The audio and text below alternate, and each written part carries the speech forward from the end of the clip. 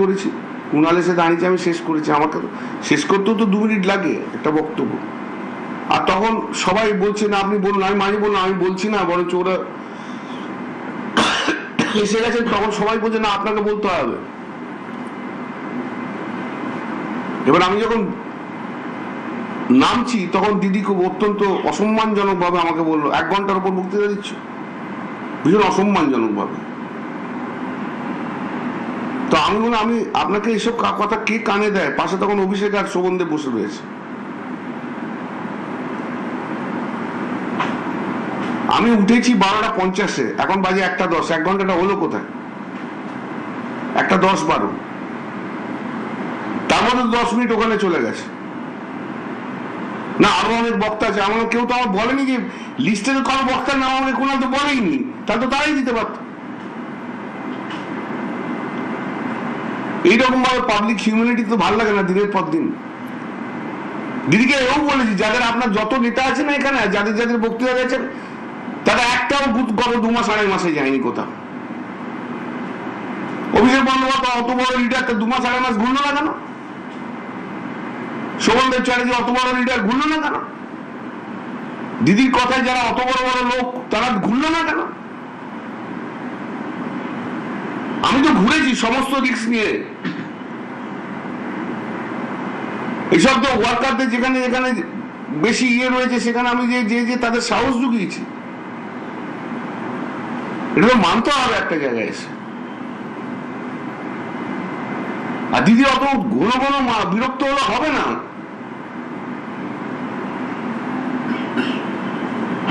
দিদির যদি মনে হয় অভিষেক এসে বসে আছে কেন, এটা যদি দিদি বিরক্তের কারণ হয়, তাহলে আমাদেরকে ছেড়ে দেওয়া ভালো, শুধু অভিষেক নিয়ে থাকুক দিদি। নমস্কার, আমি আশিস সেনগুপ্ত, রাজনৈতিক বিশ্লেষক। তাহলে দেখলেন তো কি হলো, কি বললেন কল্যাণ বাবু? তাহলে কি এবার তৃণমূল মানে কালীঘাট তৃণমূল বা মমতাপন্থী তৃণমূল ছাড়তে চলেছেন স্বয়ং কল্যাণ ব্যানার্জি, যিনি নাকি এখন 2-3টে মুখের মধ্যে প্রধান মুখ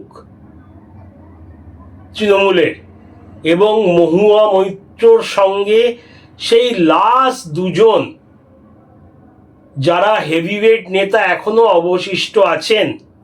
হ্যাঁ, শোভনদেবও উঁচু দরের নেতা এবং সৌগত রায় বাবুও উঁচু দরের নেতা, কিন্তু এনাদের দুজনেরই প্রচুর বয়স হয়ে গেছে। শোভনদেব বাবুর তো 80-র ওপরে, 82-র ওপরে, তাই এনারা কেউ খুব একটা অ্যাক্টিভ নন। আর ঘটনাবলী যেদিকে এগোচ্ছে, আমার মনে হচ্ছে তৃণমূল ছেড়ে দেওয়া এখন কল্যাণ ব্যানার্জির শুধু সময়ের অপেক্ষা। আপনারা দেখলেন উনি কি বললেন, কি ভয়ঙ্কর অসম্মানিত ফিল করেছেন উনি। এছাড়া ভিডিওতে এও দেখলেন উনি যখন এরকম আঙুল তুলে কথা বলছেন মমতা ব্যানার্জিকে, অভিষেক ব্যানার্জি ওনার হাতটা ধরে নামিয়ে দিলেন। তা এর আগে মানে বোধহয় 1 মাস এরকম কিছু আগে প্রচণ্ড ক্ষুব্ধ হয়েছিলেন আরেকবার কল্যাণ ব্যানার্জি। সেইবার অভিষেক ব্যানার্জির ওপর উনি নাকি বস হওয়ার চেষ্টা করেন, দাদাগিরি করেন, অসম্মান। ওই তখনও কিন্তু কারণটা ওই অসম্মানিত হওয়া ছিল, এবং উনি তখন আলটিমেটাম দিয়েছিলেন যে দিদি মানে মমতা ব্যানার্জি যদি অভিষেক ব্যানার্জিকে নেতা রাখেন তাহলে উনি দল ছেড়ে দেবেন। তবে সেবার অভিষেকও ইনডাইরেক্টলি, মানে সোজাসুজি ক্ষমা না চাইলেও ইনডাইরেক্টলি বলেন যে কল্যাণবাবু কি বললেন কিছু মাইন্ড করি না, উনি আমায় ছোট থেকে দেখছেন। তারপরে মমতা ব্যানার্জিও অনেক কিছু মাঝখানে ম্যানেজ দিয়েছিলেন, কুণাল ঘোষও দিয়েছিলেন। কিন্তু এইবার তো উনি ক্ষুব্ধ হয়েছেন খোদ মমতা ব্যানার্জির ওপর, স্বয়ং মমতা ব্যানার্জির ওপর, তৃণমূল বা আজকালকার দিনে যা বলা হয় কালীঘাট তৃণমূলের সুপ্রিমোর ওপর। তাহলে আর কার মুখ দেখে উনি কল্যাণবাবু দলে থাকবেন? এমনিতেও উনি অভিষেককে একদম পছন্দ করেন না, সৌগত রায় বাবুকেও বোধহয় পছন্দ করেন না। আর এই যে ঘটনাটা হলো, এখন তো উনি মানে ক্ষোভ উগড়ে দিচ্ছেন একের পর এক প্রেসের সামনে। উনি বলছেন যে মমতা ব্যানার্জি যখন স্টেজে এলেন ওনাকে বলেছেন নাকি 1 ঘন্টা ধরে বক্তৃতা দিচ্ছ তুমি। এদিকে ওনার বক্তৃতার মাঝে এসছেন মমতা ব্যানার্জি, তার মানে উনি কতক্ষণ বক্তৃতা দিয়েছেন মমতা ব্যানার্জি ঠিক জানেন না। তা কল্যাণবাবু বলছেন আপনার কান যে ভরছে, মানে আমার নামে যে লাগিয়েছিল, জিজ্ঞেস করুন কটায় শুরু করেছি, কটায় থামলাম। তো যাই হোক, এই অসম্মানের ব্যাপার কিন্তু এটা প্রথম না। বহু নেতা, তৎকালীন মন্ত্রীরা এই অভিযোগ তুলেছিলেন মমতা ব্যানার্জিকে, যে উনি সবাই সহকর্মীদের, সহনেতা নেত্রীদের মানুষ মনে করেন না। উনি ভাবেন তৃণমূল মানেই উনি, এবং উনি যা ইচ্ছা তাই করতে পারেন। আমরা অনেক দেখেছি, যেমন মহুয়া মৈত্রকেও বকাঝকা করেছিলেন একটা পাবলিক মিটিংয়ে। তার এদিকে সরকারি অফিসিয়ালদের তো কত অপমান করতেন লাইভ টিভিতে। এছাড়া কি বলে, ফিরাদ হাকিমও বোধহয় অসন্তুষ্ট ছিলেন। হুমায়ুন কবির তো 100 ভাগ অসন্তুষ্ট ছিলেন যে ওনাকে অসম্মান করা হতো। এও অভিযোগ, যে নেত্রীর ধারে কাছে কেউ ঘেঁষতে পারতো না, কথা বলার সুযোগ পেত না।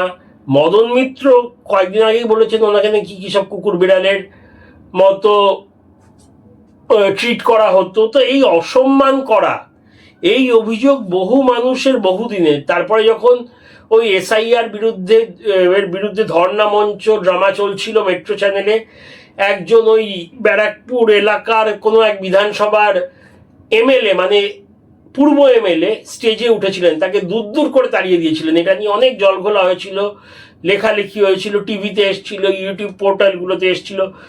তো এই অসম্মান ব্যাপারটা একটা বহুদিনের অভিযোগ।